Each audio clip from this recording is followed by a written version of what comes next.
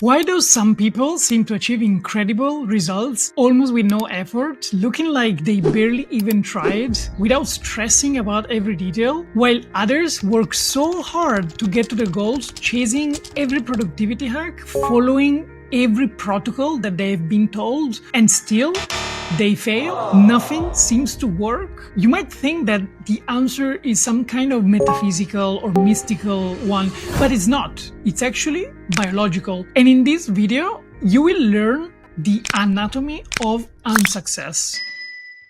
Why do you keep sabotaging yourself? Why does your brain seem to work against your conscious goals? You've probably heard that the subconscious mind affects your results, but this isn't just another mindset video. Today, you'll discover the deepest scientific mechanisms that work and governs every single action that you take, and the practical methods to rewire them from the inside out. Because here's the most important thing that you need to understand. Your failure to build habits isn't a character flaw. It's not your luck or willpower, and not even about your motivation. It's about fighting a biological system that was never designed for the modern world. A system that is literally working against you at the cellular level. So let's dive in. Okay, so let's start from a little bit of an historical perspective and how the understanding of how habits creation and the mind work throughout the previous history. The old paradigm, I still remember when I was a kid, that you can't teach an old dog a new trick, right? There was this understanding that once you reached a certain age, then your brain was going to be fixed. And by the age of 25, that was the development, and those were the neurons that you had in your brain, and that was all about it. I still remember people telling us if you smoke joints that you were gonna burn your neurons, and that's it, right? You're not gonna get new ones after all. Well, turns out that's not really true. And the recent science from the 2000 onwards is actually proving and showing us that there is something very deep and important in how our mind works, which is the concept of neuroplasticity, and how our brain changes through life, and our capability has a muscle to keep our brain trained and up to speed. And one other important concept that you need to understand is the concept of epigenetics. We used to think that we were as we were through our DNA, and if we got some genetic disease or malfunctioning, then that was all about it. Well, it turns out that 90% of our genetic expression is actually given and expressed through the environment and the lifestyle and the type of choices that we make every day, including what we think, what we do, and what we say. And this goes back quite a long time, because if you compare it to the traditional wisdom of Eastern philosophies and tribal communities, well, they've been always telling us that by the way our brain works and how we use it, we can actually interact with reality in a very, very deep way. So let's go into how the actual science of habit formation has been developed so far and what is our current understanding. We start with the famous habit loop. I think you probably already seen it somewhere. It all goes with the main trigger or a clue that starts to enact a mechanism that is always constant and repeated, because it's like a memory that is in our brain and our body. Imagine like when you are driving a car, maybe the first week or so, you have to really think about where to put the pedals and when and what to touch with your hands when you're changing the speed and so on and so forth. But after a few weeks, then you just got a habit of driving. And so in the meantime, you can actually talk to your friends and do something else, hopefully not looking at your phone. But so the actual system and how it was taught to work to rewire your habits was basically to simply change one of the elements inside here, specifically the routine. So you always start your habit with the clue, with the trigger, with the situation that makes you aroused in a certain way. It kind of pushes you for the need of doing something. Then there is the routine, which is the actual series of actions that you take. It can be about driving, but it can also be getting angry about somebody or something when a certain trigger happens. And then you have a reward, which is, well, if you're driving, you're happy that you're going somewhere. But if you're getting angry at somebody, then probably your reward is, oh, I finally said everything that I had to say, and now I feel released. And there is this sense of like emptiness inside of you. So if we want to work, and that's what science tells us, if we want to work on changing our habits, first of all, we need to understand this mechanism, and we need to understand that it's almost impossible to change the triggers because that's, uncontrollable from the outside. And what we can do instead is changing the routine. So think about for a second, if you want to learn something new, and instead of reacting in the way that you always did, then you immediately think and project yourself into reacting in another way. That's already the very first good thing about changing your habits. But if we actually go and look at the deeper perspective of where all of this information, where all of this automation is stored as data in our body, in our brain, well, we understand the difference between the conscious mind and the subconscious mind. It turns out that 95 to even 97% of our daily actions are actually a repetition stored into the subconscious mind. So we want to change our habits and we want to do it from a conscious, rational level. But in order to do that, there is absolutely no way to work with the conscious mind only because, as we can see, 90 to 97% of these actions are driven by the subconscious. And when we look at the difference between the conscious and the subconscious mind, we're used to always think about the head. That's where we have been taught that our brain is, and the only set of neurons in our body exists and reside. Well, it's not really true. It turns out that we actually have 3 brains in our body by the highest amount of neurons and tissue for neuron information. So the first is, of course, the brain, where the majority of the neurons are. The second one is our heart, and then we have our gut. But from an electrical point of view, and we're going to look at it just in a second, the electromagnetic frequency and the power of these 3 different brains is actually the opposite. So it turns out that the brain is the least powerful in terms of energy. Then we have the heart, and then we have the gut or the solar plexus that we can look into the more ancient wisdom perspective of the 3rd chakra.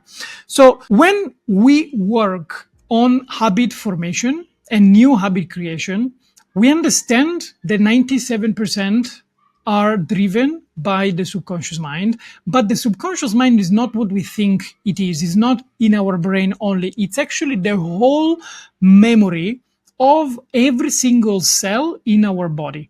And so if we don't work in this holistic perspective, then we will constantly face these different forces of the conscious mind and the subconscious mind wanting to go in different directions.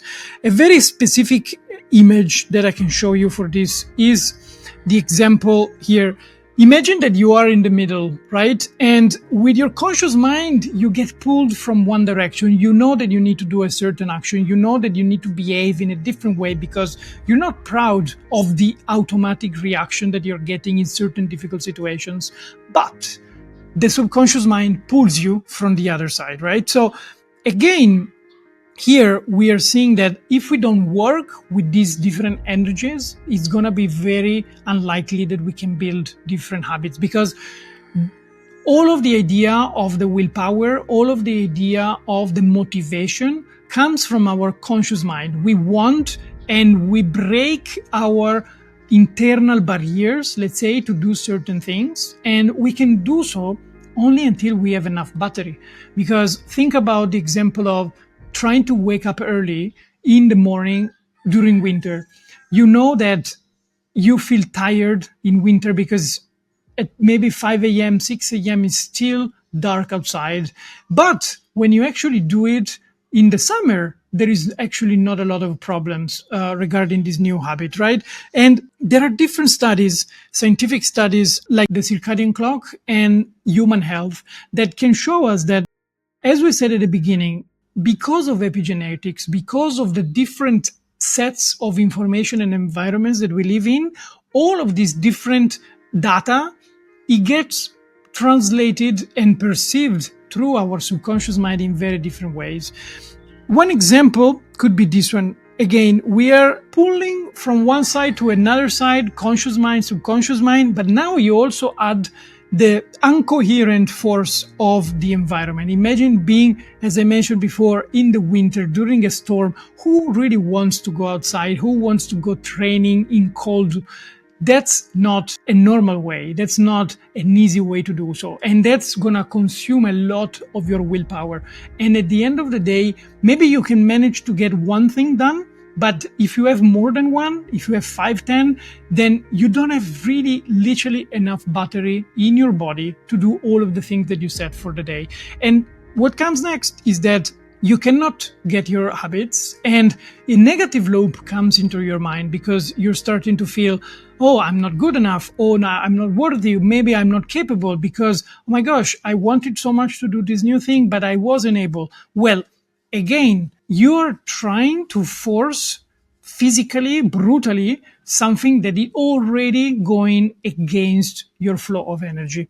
And if you put another big topic inside here, it becomes yet another level of difficulty. And here we can talk about trauma. So, as I mentioned before, in the subconscious mind, that's exactly where we are storing all of our informations and traumatic experiences and emotional experiences of the past. And they have been scientifically proven. There is a beautiful book and different scientific studies that I'm going to cite right now in the video just here that are showing us how the traumatic experiences that we lived throughout our life, they get stored in our body as literally knots of energy, of information inside of the fascial system and the fascial tissue within the collagen and the water that we carry into our body. And I've wrote a few articles about this on Holgren Wisdom that I suggest you, and I'm going to put them here in the screen. So imagine this image. You are trying to hike a beautiful mountain where at the top of your mountain you're visualizing your great goal, but you are starting this hike not with the usual best training gear. You're actually starting with a backpack full of rocks. All of these rocks represent your traumatic experiences that you carry along the day, every single day of your life, since the day that you actually embodied them in the past. So at the beginning, you smile. Of course, you are full of energy. You just woke up, you slept super well, and you now feel energized. So you start your hike. You start your hike and you are slowly but surely getting super tired, and you're not even halfway of the track. Why? Because this backpack of rocks, which is the trauma that we keep carrying around, is draining energy. Imagine like a river with the water flowing and so many rocks in between that are blocking this usual natural flow of energy and water. This is exactly the same of what happens in our own body, and it's a biological mechanism that we are only recently starting to talk about. So you now understand that in order to reach your goals and to build new habits, you really need to be aware of how much weight are you carrying unconsciously in your backpack full of rocks. It's not until you start working on this trauma, which, by the way, doesn't necessarily need to be heavy traumatic experiences as a child. If you add a relatively good upbringing, you still be carrying traumatic experiences that maybe things that you probably even forgot, but somehow at the deepest subconscious level, they're actually the very infrastructure of code that you are building your belief system on. So imagine that as a child, you experienced something that made you believe that working hard is the only way to achieve your success and to be proud of. Because the people that are not working hard, they are lazy. And at some point, they will become dysfunctional individuals. So maybe this event is something that slowly but surely into your subconscious mind build up a belief that if you don't work hard, then you don't deserve the success. That was for me at least. And so every time that I was getting very close to a success, but maybe I wasn't even tired and exhausted, then I was discarding the success, or I wasn't even finishing the actual activities to reach that goal, because in my mind, everything that was not a heavy burden was not successful enough, and the dignity of having reached that goal.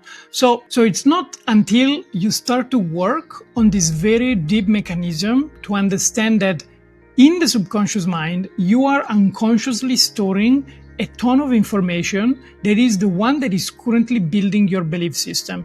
And so these rocks are not necessarily bad for you. In the past, they may have served you a certain purpose because they've made you understand that doing X instead of Y was going to bring you to a certain level. And that's great, but they may not necessarily serve you anymore. And this is when we start going into the more subconscious type of work of how high achievers are able to get to their goals faster, and especially without a lot of energy consumption, because they have gotten rid of their rocks. And therefore, when they wake up in the morning with the battery 100%, they have all of the full energy to go where they want to go without having to drag this heavy burden with them all the day. So, one example that I can show you is exactly the work that I'm doing at Holgren Wisdom, which is working with the subconscious mind and understanding where the fascia traumatic experience is stored. Because if you look at this image, all of everything that is holding and positioned in our body is actually being held by the collagen and the fascia itself. We used to think, for example, that bones were fixed and were a fixed structure in our body. The reality is that it's not. And if you ever been to a chiropractor or a physiotherapy session, you will know that they can easily realign all of these little bones in your back and immediately let you feel a relief of energy from whatever pain that you may have. So the very same process works with our belief systems and also our traumatic experiences that are stored as literal knots of energy inside of the fascia. It's important that you understand that when we talked about before the difference between the energetic power of the brain, the heart, and the solar plexus, then you and I now can finally measure with scientific equipment the electromagnetic frequency that these fields and these organs are generating. So when we look at this, there are studies like the Body Electric by Dr. Levine and many others that are showing that even before a certain biological chemical occurrence happen. For example, they've been studied with the salamander, where they've been cutting pieces of the tail or maybe the fingers and the bones, and immediately they were starting to regrow. They understood that the actual clue to start the growth of these tissues, it was coming from an energetic signal, a real energetic pulse. And what we understood is that information is being stored in electromagnetic patterns that persist independently of the physical structure. So again, let's make a step back. All of this video is just about habits and habit creation. Then why the heck are we ending up talking about energy and how the electromagnetic pattern in the body is actually storing information for the physical existence of our structure? Well, we go back to the topic of the subconscious mind. The subconscious mind, also from an energetic perspective, is the entity, or let's say the structure, that is holding all of the information of what are we supposed to be doing and how are we supposed to be looking and how are we supposed to be reacting to certain things. And if you look at this from a more ancient point of view, and you look at the ancient Chinese medicine and the acupuncture points, we can see exactly the same reference to what new science is currently exploring. So, once again, if you want to build new habits, you need to think of yourself more as a flow of energy, and imagine like a pipe of water where all of the traumatic experiences that are actually working against you and all of the epigenetic situations and environments that are also working against you, they are slowly but surely gonna be pushing you against whatever goal you want to achieve. It's not a matter of willpower, it's not a matter of how much motivation you want to have. It's a matter of understanding how energy flows, how energy works, how does it get biologically manifested into our body, and as a consequence, how can we actually work with it to rewire all of it. The last piece is think of yourself as a battery. You really have just so much energy every single day. If the majority of your energy is being spent subconsciously, 90 to 97%, and inside of this subconscious mind, you have so much contra pushing forces, you have so much friction that is going to make you waste energy along the way, then the real first step that you need to think about is how can I get rid of my internal friction so that I can go wherever I want to go. That's the whole job that we're doing at Holger Wisdom. And with the new videos coming out in the next weeks and months, we're going to see exactly from a quantum science perspective, from an ancient wisdom perspective as well, how all of these world of energies and physics and biology interacts, and how can we work with it instead of against it to achieve the goals that we always have dreamt to be achieving.